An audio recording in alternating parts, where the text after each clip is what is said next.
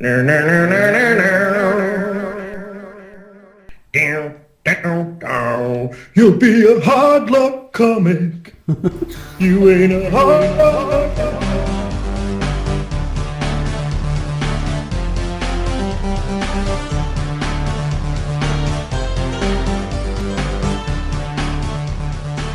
Hello and welcome to Quackcast 290. I'm Ozone Ocean, and with me is the lovely and amazing Tanserine. Hello, Tanserine. No. Hello, the incredible Pitface No. Dr. Scientist. Hello, Pitface. Actually, that was hello. Hello, Pit Tansy. And we have Pitsy, the Dr. Scientist. Hello, teacher. Pedagogue. Oh, she's become a dinosaur. Don't poke the bear, man. Yeah. And we have, as always, Captain Major General Baines. Hello, sir. Hello. Hello. And so today on the Quackcast, what we're going to talk about is characters having a life of their own. It's all based on this idea of a TV series that Tance encourages everybody to watch called W, where a character comes alive and wants to change his world, but also apply it more broadly to the idea of characters just being aware of their surroundings and coming, what's that, fourth wall? Yeah. They break the fourth wall, that kind of thing. But which of your characters is really independent enough? Because we often talk about how our characters write themselves or wanted to do something that we didn't want them to do because we sort of think of them as an entity separate from us. So that's what we'll sort of talk about. Which characters are independent enough from you to sort of to be that way. Okay, so that's the setup. Which I think By the end of the hour, I'll understand it, I think. I'm confident of that. I did an amazing job. Shut up. Go ahead. You understand everything. No, you did a fine job. Yes, I get it. It's like Simon. Well, my name is Simon. My cat's named after that character. Yeah. Well, there you go. He really is. Okay, so we got the featured comic. What's his name? I'm just kidding. We got the featured comic coming up, which I am having a blank on. Now, I did this featured comic, so I shouldn't have a blank on it. But I do. So I just have to look it up because I haven't got it in my notes. The featured comic was something about Egyptian character. Oh, it's Aspect Immortal. Aspect Immortal. You guys seen it? Great comic. Reading it a bit by bit. Yeah, I love the art. It's only chapter 4. I love the. It's really great. It is. Yeah, I've only read I'm a few pages in, and yeah, I like it. Very, very nice. It just jumps straight into the action and the nudity. I mean, as the characters from It's Always Sunny in Philadelphia say, the guy hangs dong. Rare and a mature rated comic, but it is permissible. So there's a hint of peen. It sounds like some dude like Calvin Klein said, a hint of peen. It's very piquant.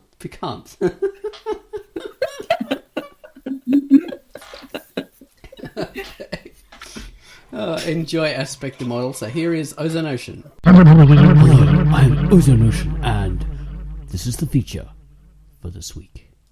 Aspect Immortal. Action! Action! Action! That pretty well sums up almost all of Aspect Immortal, where it drops right into the middle of a very exciting war action sci-fi story involving space marines, Egyptian god aliens, a sexy robot, and an even sexier Egyptian priestess lady. At least that's what I'm guessing she is. It's professionally illustrated. It looks that way. It has interesting character designs and bold colours. It's really a very pretty comic. But Aspect Immortality, or Aspect Immortal, is actually the fourth chapter in a larger story called The Ruins of Heshimet, which you can see on its home site. You'll have that link in the Quackhouse notes. If you'd like to delve deeper and find out more about the interesting characters in Aspect Immortal, you'll have to read the rest of those chapters. But I'll say the style does change throughout the chapters, from obviously chapter 1, which is the earliest chapter, as things go. It's just the style is a bit more earlier on in the look of things, and later on it gets a bit more polished and more professional looking until you get to the Aspect Immortal chapter, which is on Drunkduck, which is the most professional looking of the chapters so far. And you could probably get by in the story just by going by the latest chapter, but you miss out on a bit of the history of the characters. Anyway, it's a good looking story. Get into it, and I hope you enjoy it. Aspect Immortal by Wallace. Ready to Oh, never mind. Cousin It impersonating Quackhouse, say. Yeah, exactly. Better. Inception. And that was Ozone Ocean with Aspect Immortal. Alright, next up, we have the featured music, which Scumwallace has kindly, gently handed to us in his godlike way. Good old God Gun Wallace. He has handed us I Hand Voice. No, we haven't. He hasn't handed us that, because that was a featured comic for last week and I'm reading the wrong notes. So he has handed us Hard Luck Comics. Hard Luck Comics, which is... The song is full of energy, it's driving, it's working music. It sounds like the intro to a drive program on a radio program. This is the news with Hard Luck Comics. So take it away, Mr. Gun Wallace.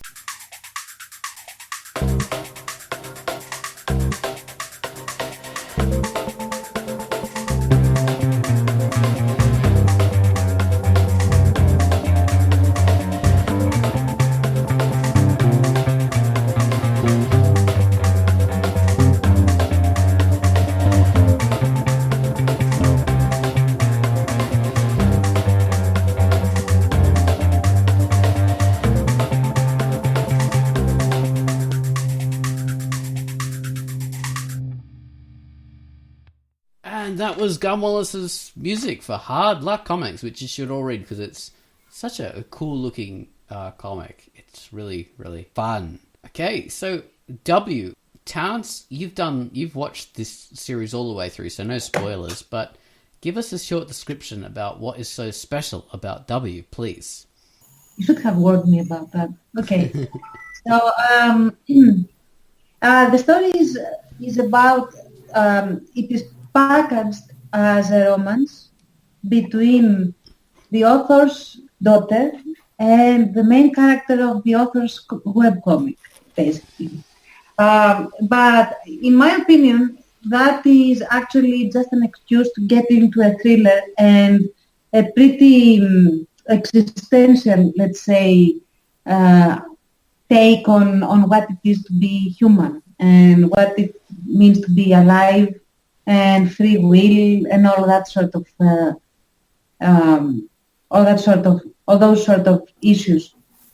And the plot goes that for some reason that is not actually explained, and I'm not going to explain it in the end because that would be a spoiler, the author wants to kill the main character and to kill him off in the story. But the character really doesn't want to die. Like, he has such a strong survival willpower that he keeps changing the story. He keeps reacting to all the murderous things that the author puts in his place. And the big issue is when he actually breaks the fourth wall, literally, and pulls the author's daughter into the comic. The daughter is a doctor, and she actually saves him. And that starts a series of events that become more and more and more dramatic as the two realities, the one in the comic and the one in real life, start to merge and affect one another. And and it's not so much the love story as what happens to these people that are so interconnected in these two parallel realities, so to speak. And I think it's one of the most inventive and well thought out plots I have seen with that sort of material, because honestly I haven't seen a single plot hole throughout, all the way to the end, and everything is explained very well, considering this is a TV series, and it could have been easily a movie. Yeah. In terms of quality, at least of the plot. And it doesn't have that you have good actors. Usually Asian actors somehow are better in acting than their Western counterparts for some reason. I think it's the school of acting that they follow that is different in the way they emote and the way they actually display feelings. It has a qualitative difference that at least appeals to me. It might not appeal to everyone. Okay, so there's a warning there. And that's that. Nice action, but mostly this coming alive of all the characters, because it's not just the main character that has come alive, it's also the villains. There are two villains, one worse than the other, and they also come alive and they realize that they can control the... Spoiler. Yeah. No, it's not a spoiler. It's Cool. It's not a spoiler, I can say it. So yeah, that's that. So you have all the powerful characters coming to life in that story. Awesome. It reminds me of, if you guys have ever seen the Brooke Shields film, Brenda Starr, I think it was called, where Brenda Starr was a famous comic from the 1940s or 50s. Very, very famous comic. But when they did a movie for it in the 80s, they didn't do a straight movie of the comic character in the comic character's world. They started off with the conceit of a modern comic artist being told that, it's his responsibility to draw the comic, but he's a bit flaky and he can't do it, and the character comes alive, or he somehow gets pulled into Brenda Starr's world and forced to become part of the comic world, while knowing that it's not a real world and all the same kind of stuff. So yeah, it's sort of the same kind of thing. If anyone's ever seen that, Brenda Starr. Not a great film, but funny. Now I'm going to watch it now. So. Yeah. You'll like it.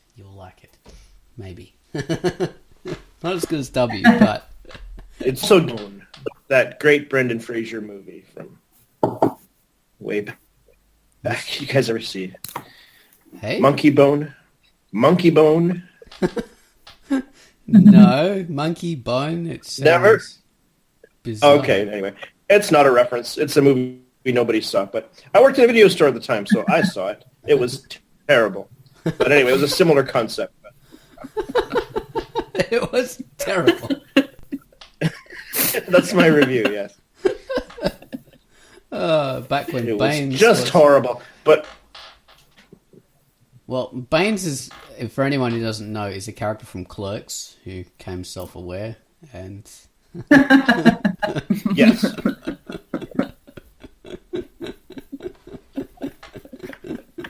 I'm an old Silent Bob.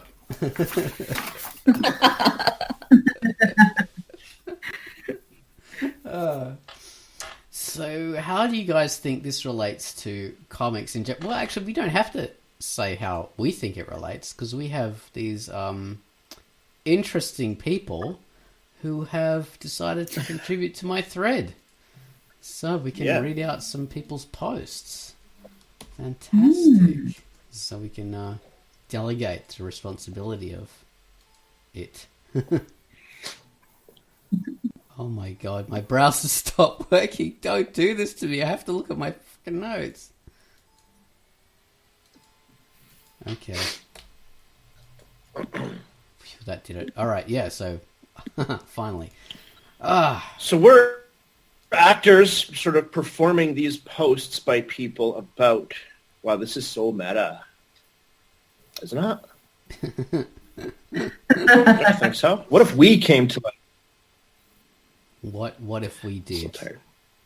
What if we... Actually, we haven't technically because we're not aware that our world is not real.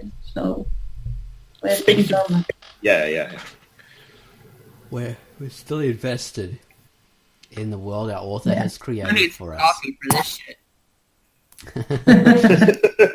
This is heavy stuff. Might want to spike it too. All right, so the first post is from me, of course, and I'll read that out because this is an unusual idea, and I had to sort of frame it for people. So, for the way I've described it is we've already described, so I want to go through it. So, the way I started off is like for my main characters in Pinky TA, my main comic, only Cece, who is sort of the kind No, of... hang on a Oh, go on. sec. We actually... Oh, unless I lost my audio, because it's cutting out a lot. I don't know if we actually explained what the point is. We set it up, but then the point is which of your characters is different enough from you. Oh, yeah, I guess you did set that up, right? Yeah. I only heard bits and pieces. I'm sorry.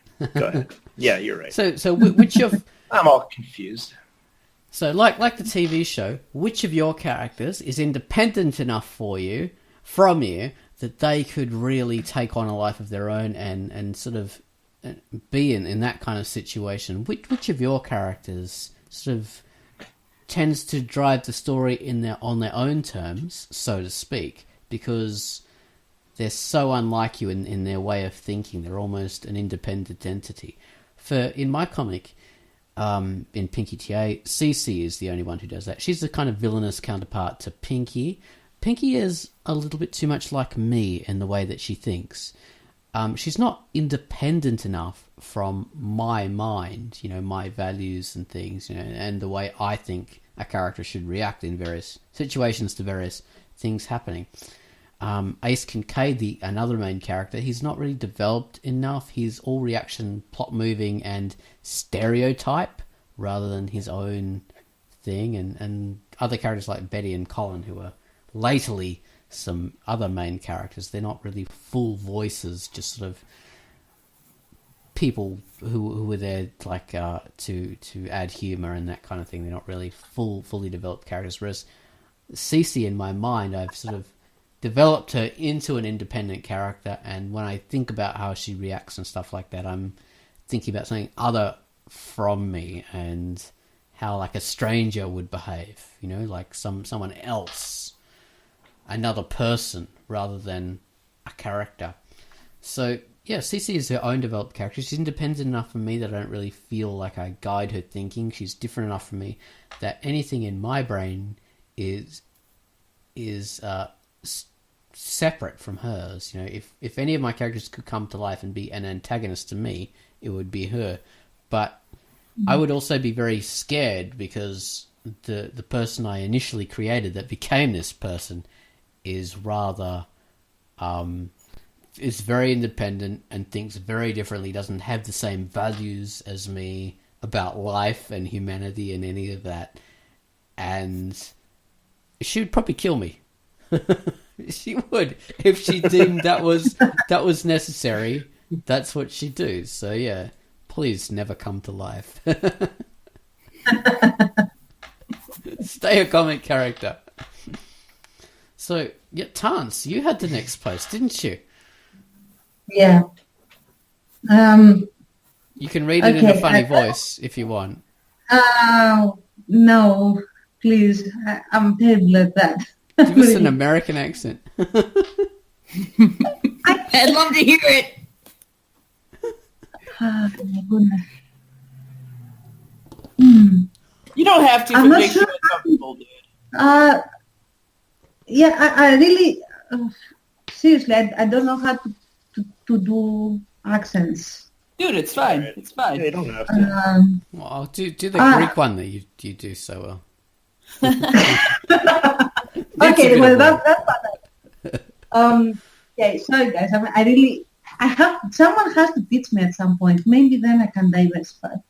Okay, so what I've written is, I would say from Without Moonlight, the one that would oppose me more, most likely would be either Fortis or Martha, depending on how they would process my decisions as right or wrong.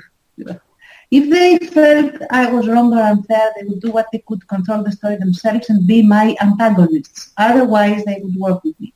But I would need to convince them. Also, Martha would win. She definitely would win. She's a damn sniper, and it's not only that. I think she's a little bit more violent than I am. At least now. She for takes now, direct action. Yeah, she's very pro-action. She makes her decisions fast, and she follows through immediately, and she follows through in as much of an absolute way as possible. And I would also want to add Arthur. Arthur would definitely be a person that can come alive. And I would also be probably dead at his hands. Otis I could probably take if he stayed 14. Yeah, okay, maybe. Just punch him in his empty eye socket over and over again, and he'll just stop. Either that or like, yeah, unless he had a gun, then again I'm toast. Bayonet to the All face. of my characters. That would be I your should stay in mantra. his blind spot, which wouldn't be that hard. Give him another one. Goodness. I mean, yeah, Arthur, especially now that I think about it, he's a very recalcitrant character in many ways. Like, he thinks in his own very quiet, silent ways, and then he just erupts into whatever action he thinks he should do without control. Yeah. So, yeah, sometimes, I mean, I didn't intend for him to do certain things, but he did certain things, and now we are where we are. Yeah. Even now, I mean, he's doing that. So Yeah, that's the thing. You know, the genesis in my mind of this whole thing was the classic idea of characters driving story and taking into places that you didn't expect, and you know, you think, oh, this story is only going to be 6 chapters, and just because of the interactions of characters of what they're doing, they sort of almost force you to make it 7 chapters or to take the plot in a very different direction from what you wanted it to be. This was only going to be a story between these 2 characters, and suddenly it expands into something completely different, some love story or some action revenge drama, because of that character and its personality and what it seemed to want to do. So they already have a kind of a life of their own independence within your own head. yeah, exactly. And now in the scene that I'm making now with Martha and Basil, Martha again just completely flipped me off, and yeah. She slammed the door in your face and said, okay, enough of this tension here. Basil and I are just going to take some time away from No, fuck off. Sorry. Oh my God. You heard it first. Chance's first swear on the Crackcast. No, it's like that was Martha that's doing that. No, see, this is my Martha personality thing. Oh my goodness. Martha That's has seriously that. taking control. All right. So next up we have used books telling us about stuff in her own way. So we'll hand this to Baines, because Baines loves a bit of a used book. A used book. I like a used book.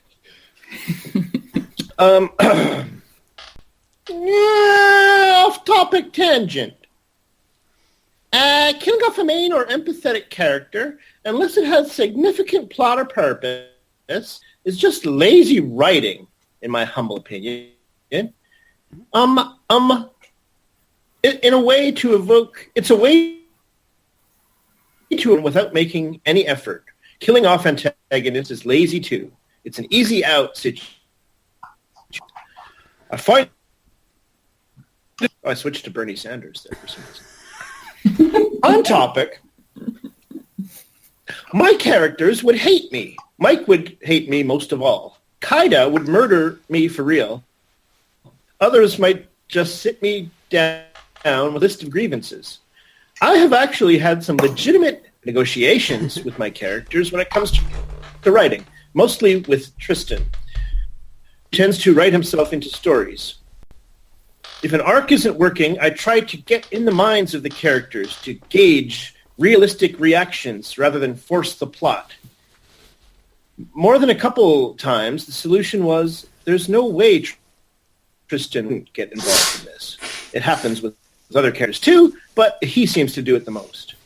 Characters who would approve of my writing are far fewer. I imagine Radon would. He's pretty well written and gets his way a lot. Valentine might. Along with Tristan, both of them have taken over by sheer strength of character. Most of the others are more along for the ride than trying to take the wheel. Oh, you finished. Yes. That's what she said.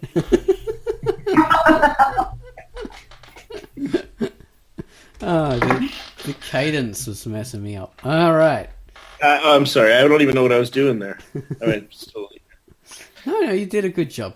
So yeah, with Yu's book, she has many characters, and she's very invested in the writing part of her comics. So obviously a lot more. You turned off the camera instead of the microphone, Bates. I apologize. That actually, let the imagination feel everything. So. I guess so. Baines I apologize. Baines needs to do a few lines to get to the Crackcast people. That's humiliating. And You can blame. You probably need a few lines to listen to the fucking Quackcast. Yeah. Oh, God. All right. So next time you strip in front of the computer, remember to turn off the exactly. microphone. When I'm taking off my clothes, I'll mute.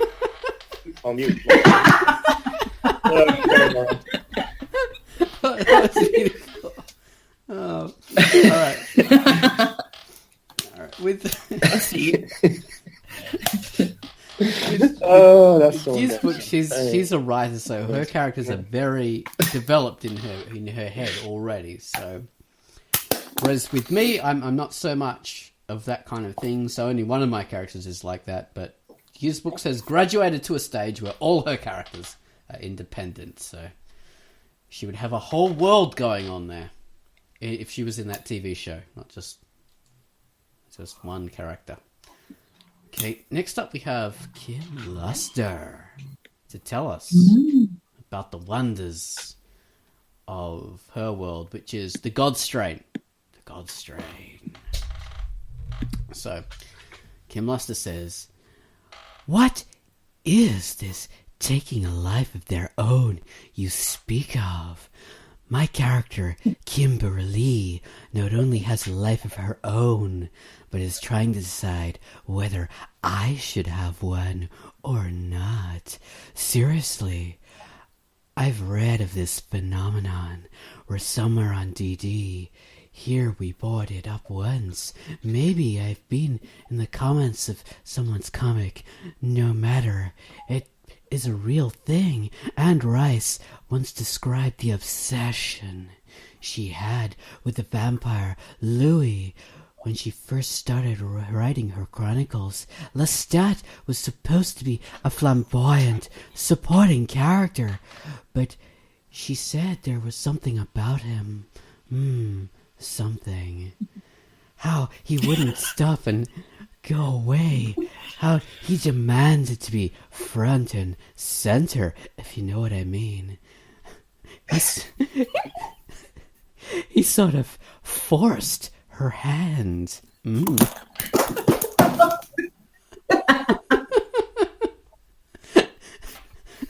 Annoyingly so in later books. It's the forcing That's so interesting.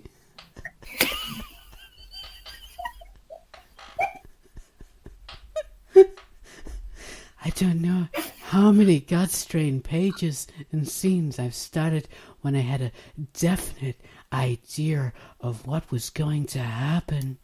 But when I was done, it seemed like Kimberly put a stamp on it in ways I had never anticipated. Said things that I didn't want her to say. Sometimes, when I wanted her to shine and be positive, she'd hang on to that dark cloud tenaciously. Freaky. I've read of people that believe in many-world multiverse theories. There are gazillions of parallel realities right beside us. And they think the inspirations they have about the literary characters is really just vibing in the bleed over of other beings in these alternate realms. I don't believe in it at all. Patently ridiculous in my opinion, but it does make good sci-fi fodder. Plus, I can't sleep at night thinking characters like Cthulhu. Oh, all those tentacles. Hannibal Lecter, Donald Duck. They might be real, right beside us, influencing, unseen at the same time. Oh, so. I think we should have like a rating. Yeah.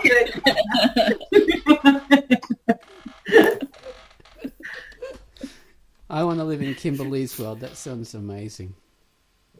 It sounds like you're half in already, dude. Greased up and ready to go. Oh god. Well, next up we have Bravo. Pitt has to go, but she has to have a turn. We haven't given Pitt a turn yet. But Baines, do you want to take Bravo? Okay. Or Pitt can take Bravo. All right, Pitt, you are Bravo. You are him. I am Bravo. And nobody knows this, but Bravo sounds suspiciously like Pitt Face. So I am going to read it sounding like Bravo, sounding like Pitt Face. Here we go. It's kind of like the book, The Velveteen Rabbit. At what point does an imagined character become real, in quotations, real, cease to be stuffed animal or a collection of ink squiggles? As always, there is a Twilight Zone episode about this. A World of His Own, the title of the episode, with Keenan Wine. But there, the author retained final control with the ability to just throw the character description into the fire to make their real avatar vanish. He was even able to make Rob Sterling vanish, the creation taking over from the creator. Well, look at that. We've arrived at Frankenstein. Mary Shelley wrote about how her creation dictated to her and took a leading hand in its creation with her as the pawn. How much of that is the passionate romanticism of her era has been subject of never-ending discussion. Oh, there we are. Bravo raising the intellectual tone of the whole thing, taking us to the famous gothic horror story, Frankenstein, or whatever that was called. Yes. It's a pretty solid Pit Face impression, too. Yeah, it needs a little work, but Well done. I probably need to drink a little bit first, but then it'll be a little bit more. Yeah. You got to slur a little more. Put some racist slurs in there. Just general slurring and also racial slurs. So Bravo brings up a good topic because Mary Shelley did talk about that. You know, she wrote Frankenstein in a night or a day, a couple of days or something, just all in one go. And the idea was that the character was dictating it to her. It took a hold of her brain and was just going, you have to do this. It was in that very romantic kind of way that Byron-esque kind of thing, some demon or some muse taking hold of you, which they believed in, and they drank a lot and took a bit of morphine and or laudanum or whatever. So I suppose that might have influenced them thinking a little. But, yeah, she was very much into that character being its own entity. Yeah.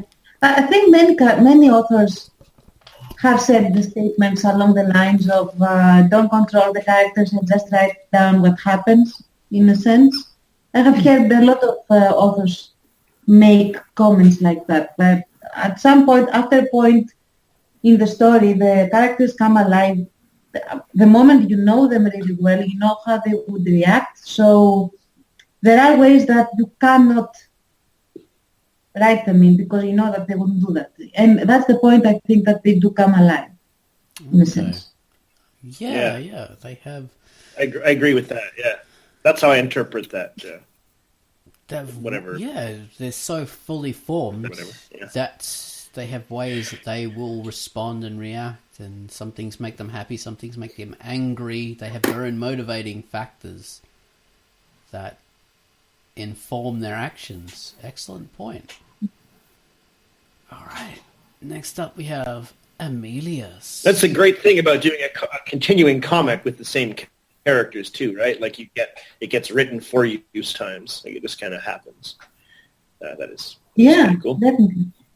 Yeah. If I could just that'd be sweet.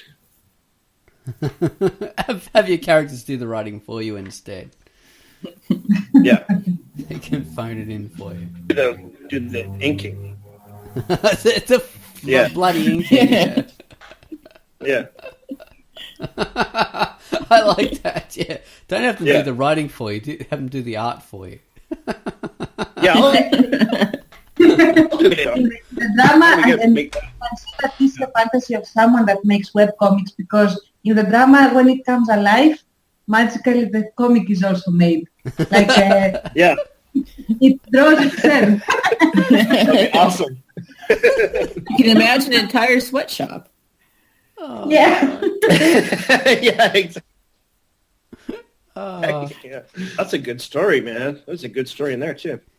If our comic worlds came alive, we just go there with a camera and take photos. So right. Yeah, that's true. Yeah. Oh God. Lazy comic artists. We're all terrible. Get a job. Losers.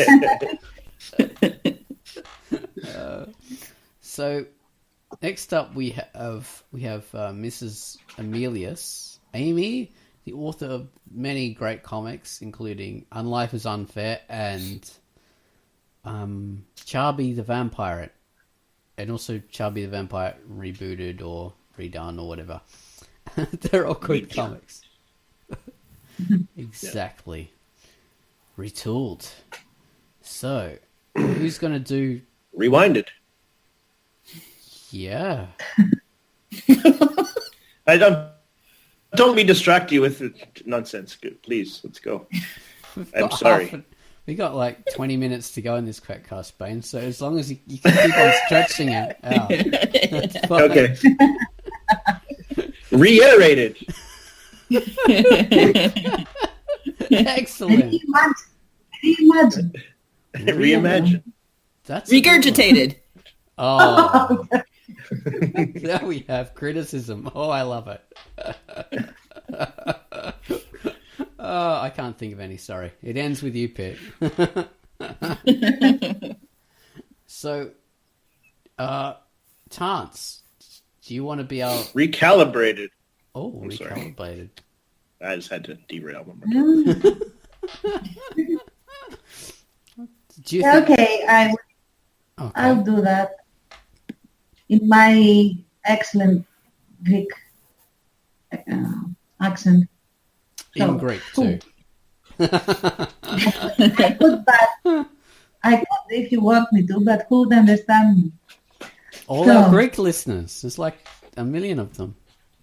Of course. Okay. Only the author of the assassination of Franz Ferdinand. Yeah. So he's Greek.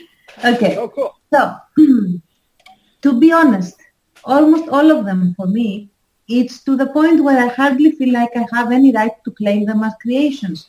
just observation of strange people I know, and there you go, that just happen to not really exist materially. Hell, once I even said aloud I wanted to draw more fan art of my own character. On the note of that drama, wacky multiverse theories and meta-writing. I had a strange dream years ago about something similar to this topic. In the dream, I was invited to a closed RP forum, RP forum, role-play forum, which started off positive, sharing OCs and their pictures, collaborating on world and story for the characters to exist in, though I was really doing all the heavy lifting at their insistence. But the conversation started to escalate from slightly to really creepy and off-putting. They refused to interact out of character and started getting pushy and demanding that I write fanfic for their characters. Disconcerted and frustrated, I decided to leave the forum, but the quote-unquote role players began cyber-stalking me, still quote-unquote in character. So I took a break from the internet and then I started seeing things. Word documents opened on my computer with the same creepy messages, the characters showing up on TV, in graffiti, in advertisements, packaging, tags on clothing, text in books. All writing could change to start communicating with me. They wanted me to come back and finish making the world and telling the story because as it turned out, no one in the forum/chat besides me was a real person. Just 6 characters in search of an offer. That's an amazing dream.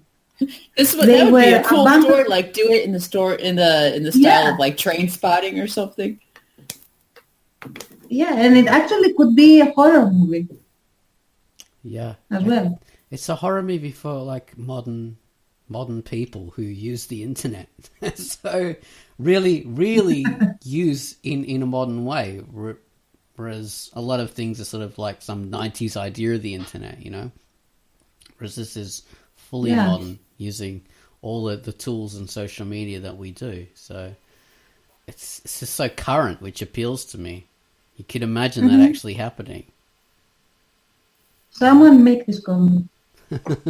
I kind of like the idea that like sweet, well-meaning Amelius is tormented by these dreams of people stalking her for fanfiction. That is shocking. Yeah, like she's so like mild-mannered and all that. It's Word documents opening up on you, or like Google documents, stuff like that. Just being. Hey, let's stalk her until she writes this story. Whoa. as her characters. I get to be Tonius. That's my favorite character phrase. Tonius. So I continue. They were abandoned characters, ones that young artists had put a lot of thought and love into for the briefest moment in time, but never gave them a purpose before abandoning them and shoving them into the scrap folder of their gallery and moving on to newer characters. But taking that initial invite and helping to build some semblance of purpose for them started to give them a real life. And the more writing I did for them, the more they actually began to bleed through into this dimension. I interrupted the process when I decided to stop writing. They were stuck in the walls, scratching at the thin barrier between worlds, and they were going to harass me until I helped them finish their arrival. Definitely a horror story there. Yeah. There is actually a concept for imaginary things becoming real through concentration. It's called tulpa, or thought form. They also made no attempt to hide that they had some real cosmic evil in mind when they fully arrived in this reality. Do you read Starter Game? In the end, I had to seclude myself from all media and died alone in the middle of a wheat field. Yay, fun! That's great. You can imagine like that as a Hollywood film, like that Matt McConaughey as the main star or someone like that in a field, or Sandra Bullock, you know, one of those kind of big name actors. Sandra Bullock. Oh God, the terrible internet film from years ago. Yes. You could imagine that happening. I want to see Or it as a the film. characters from Clockwork Orange. I can see them wanting to do that sort of thing. Oh, please, no, not those characters. They're horrible, evil characters. Their evil isn't so cosmic, it's more earthy. Yeah. Oh, wow. That's an interesting concept. Yeah, characters haunting you. Not just wanting to be alive to be characters, but to invade our reality for purposes of their own. That's taking a really dark kind of interpretation of the whole thing. I don't think Cece would want to do that. She'd want to do it for her own just to be more alive, to be able to direct her own fate rather than inflict evil. Because my characters don't think in a kind of cosmic evil terms, thank goodness. But what about Putrid Meat? Pitface, you have a character that thinks in those terms. What about Exus? Actually, I was just thinking of him. He could definitely tune into that kind of evil. He's not spitefully evil. Well, I've been thinking about that a little bit, but he's definitely got his own cosmic thing going on. So, short answer, yes. He would be precisely that kind of character. Him and the Necro Priest have already got it planned, I'm sure. Scratching away at the walls. Knocking at your back door. That's well written by Amelia's concept, scratching at the thin walls. We haven't yet asked Pitface and Baines on which characters they feel would come alive. Exactly. So Baines, tell us which of your characters would break through. TK and Abigail. I can see that. That's what I had in my head. As soon as I asked you that, I had that in my head. I had TK and Abigail. Yeah, they're very ornery. They're very willful. They're very different from each other, but I think it would be a strong possibility. Wade and Penelope are both kind of, especially Penelope is very kind of on her own planet. A kind of very unpredictable. Wade would be fairly unpredictable, and he's bullheaded.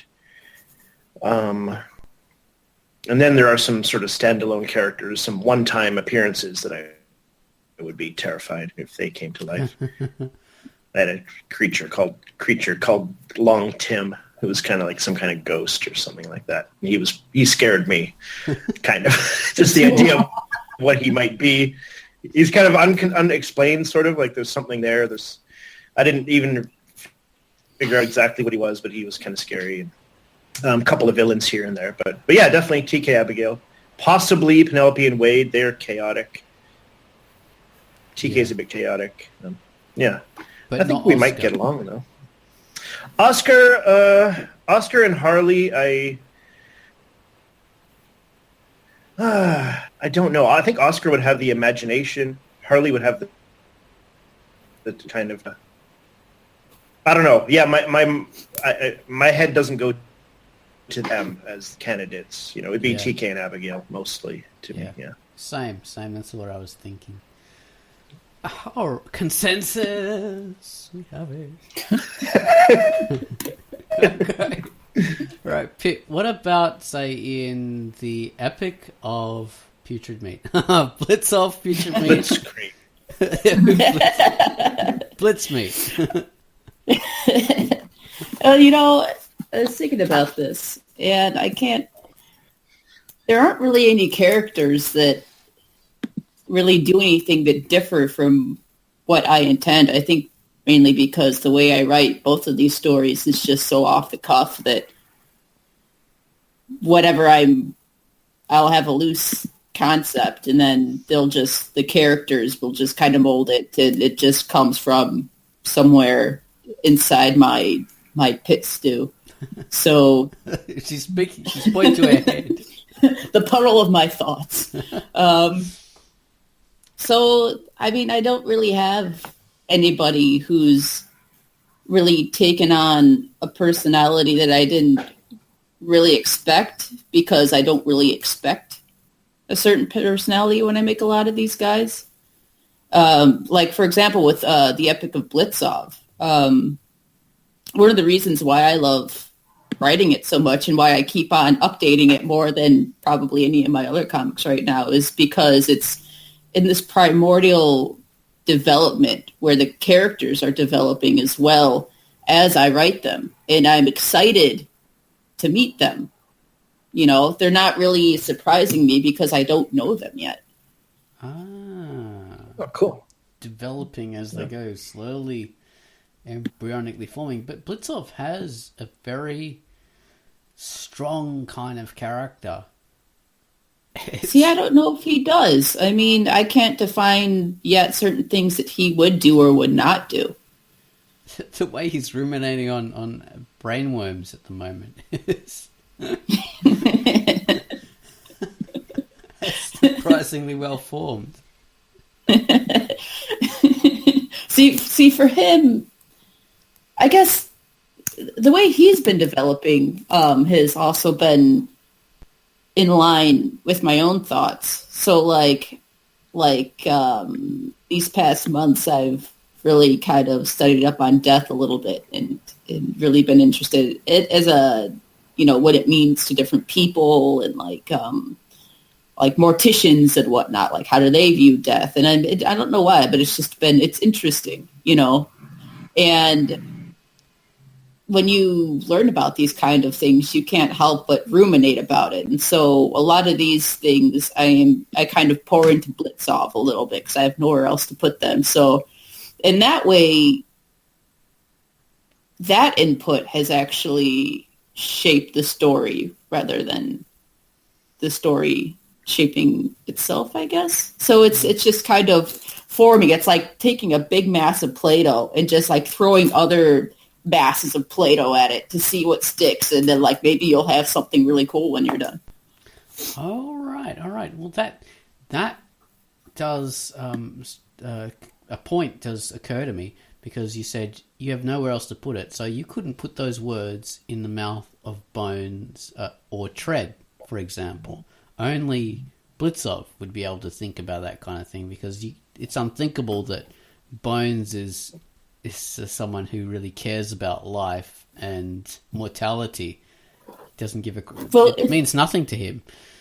Yeah, I mean, if he ever did think about these things, I mean, he wouldn't express them the same way. But, I mean, I'm never even going to sit there and say that much that he'll never care. He likely won't, but, I mean, they just kind of... And that would surprise me a little bit, I have to say. That would surprise me, but until it happens, it hasn't happened, you know? So I don't really have a good example of what we're talking about. I just have a counterexample, really.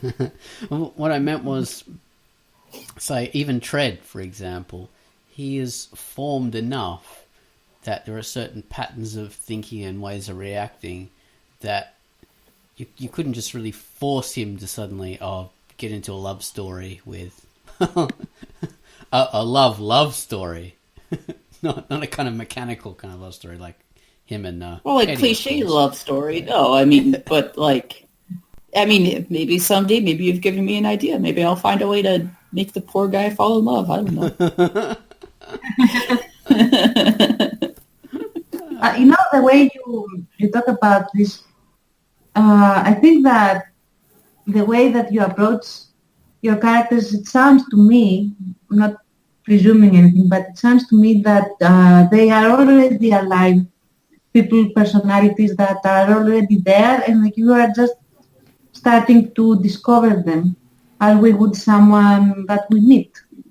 Yeah, exactly. That's a good way to put that. So, I mean, you know, that's why the only way they surprise me is I don't know, just when I learned more about them, I guess. But, which is very vague. But see, I have really no more to contribute. That's why I wasn't saying too much. But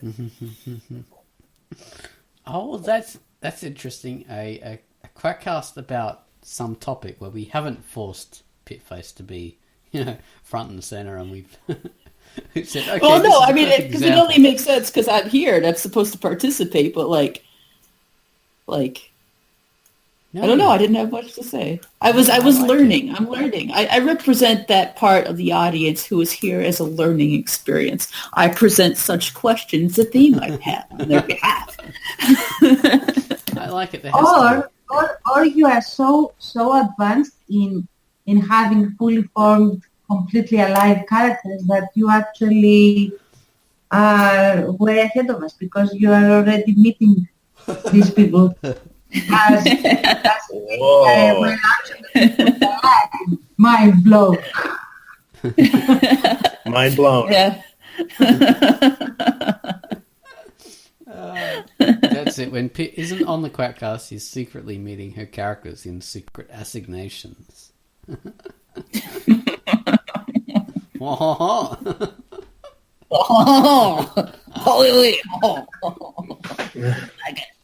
Imagine what El Cid's secret comic life must be like. Oh my god. Poor guy. It's very intimate. Poor guy. I feel so much. You get to know them inside and out, huh? Oh God. Well, I think we've hammered out the topic enough. Unless anyone wants to add any more color. What? No. All right. Watch W. It's a great TV series. It's all in Korean, but there are subtitles, and they're good subtitles. So you'll be fine. You'll be right. It's an enjoyable show. Very high production values. All right. This has been Quackcast number 290. I've been Ozone Ocean, and you guys have been fine. Fantastic. Wonderful. Thank you. Thank you. All right. Bye-bye, people. Dankeschön.